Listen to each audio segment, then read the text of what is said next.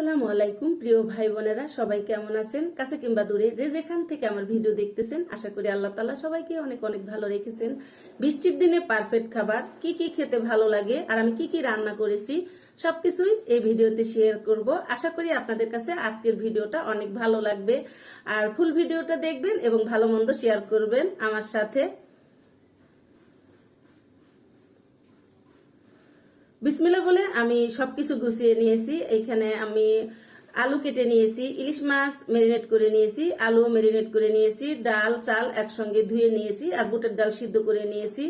সঙ্গে আমি বেগুন ভেজে নিব, তো বেগুনও মেরিনেট করে নিয়েছি, আলু মেরিনেট করে নিয়েছি। এখানে আলুর সাথে আমি মরিচের গুঁড়া হলুদের গুঁড়া যেমন দিয়েছি, লবণ, সঙ্গে একটু চালের গুঁড়া দিয়েছি, এতে আলুটা ভাজলে বেশ ভালো লাগে খেতে। বেগুনে মশলা দিয়েছি, এখনো মেখে নেই। এইবার আমি মেখে নিব।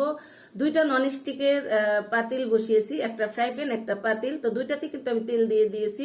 আর তেলটা গরম হয়ে গেছে, এবার পেঁয়াজ কাঁচামরিচ দিয়ে দিলাম ননস্টিকের প্যানে। এটাতে আমি খিচুড়ি রান্না করে নিব। এখানে আমি তেজপাতা দিয়েছি, দারচিনি 3 টুকরা দিয়েছি, আমি 6-7টা সাদা এলাচ দিয়েছি, 2টা কালো এলাচ দিয়েছি।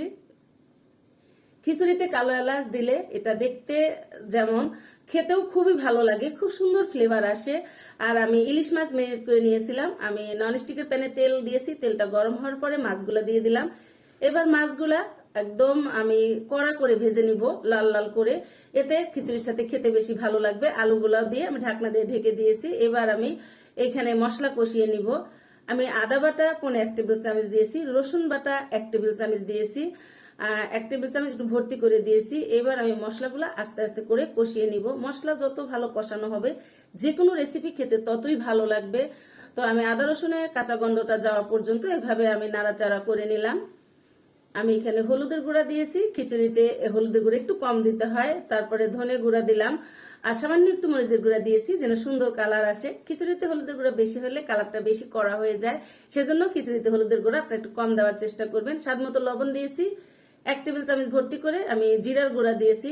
অল্প পানি দিয়ে ঢাকনা দিয়ে ঢেকে এটা কষিয়ে নিব। এই পাশে আমি ইলিশ মাছগুলো উল্টিয়ে দিব, এক সাইড কিন্তু সুন্দর লাল হয়ে গেছে।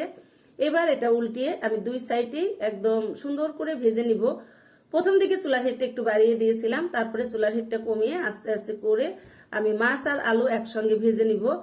আর এখানে মশলা কিন্তু মোটামুটি কষানো হয়ে গেছে, আমি বেশ নাড়াচাড়া করে এটা কষিয়ে নিয়েছি। আর 2-3 বার আমি ঢাকনা খুলে কষিয়েছি। এবার মশলা থেকে কিন্তু তেল ছেড়ে দিয়েছে।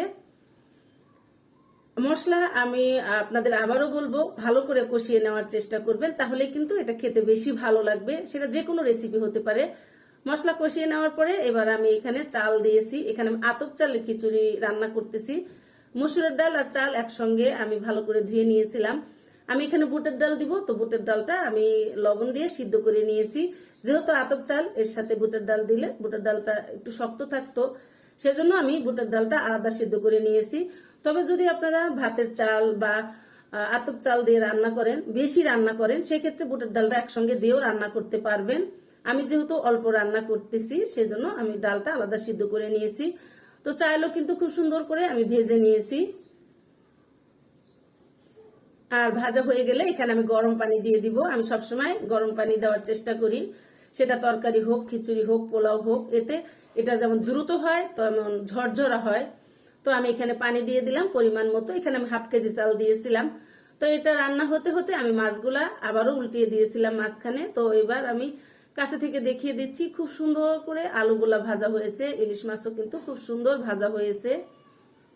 কালারটা দেখে আপনারা বুঝতেছেন দেখতে যেমন সুন্দর হয়েছে, খেতেও মাশাআল্লাহ লোভনীয় হয়েছিল। তো এবার আমি এটা উঠিয়ে নিব। আমি একটু কাছে থেকে দেখিয়ে দিলাম, এটা দেখতেই আমার কাছে বেশি ভালো লাগতেছিল। তো ভাজা হয়ে গেছে, এবার আমি একটা প্লেটে উঠিয়ে নিচ্ছি। সবগুলা এভাবে আমি প্লেটের মধ্যে উঠিয়ে নিব।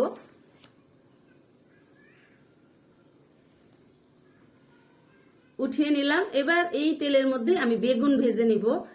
যে একদম সবগুলা উঠিয়েছি, আর একদম আলুগুলা কিন্তু একটু মুচমুচা হয়েছে, কারণ যেহেতু এখানে আমি চালের গুঁড়া দিয়েছি।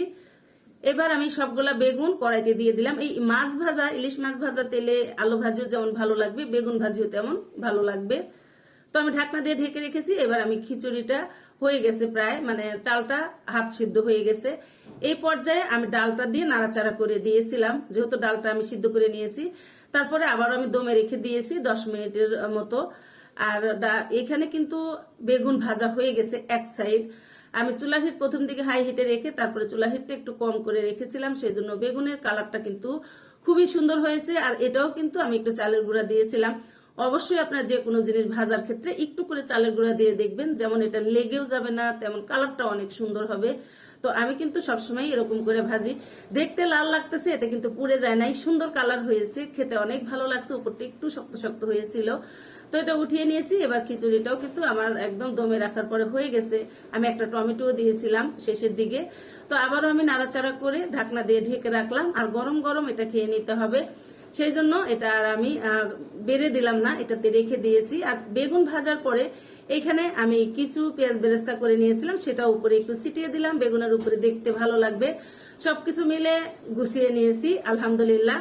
আর একটা ভিডিও যেহেতু অনেক বড় হয়ে যাবে, সেই জন্য এটা আমি 2টা ভিডিও করেছি। অর্থাৎ প্রথম ভিডিওটা রান্না করা, দ্বিতীয় ভিডিওটা আমি খেয়ে নিয়েছি, সেটারও ভিডিও করেছি। তো আশা করি আপনারা প্রথম ভিডিওটা দেখবেন এবং দ্বিতীয় ভিডিওটাও দেখার চেষ্টা করবেন। আমি একই দিনে 2টা ভিডিও দিব, 1 ঘন্টা 8 পিস করে, অর্থাৎ প্রথম পর্ব দ্বিতীয় পর্ব। সবাই ভালো থাকবেন, দোয়া করবেন। সবাই ভালো থাকবেন, আল্লাহ হাফেজ।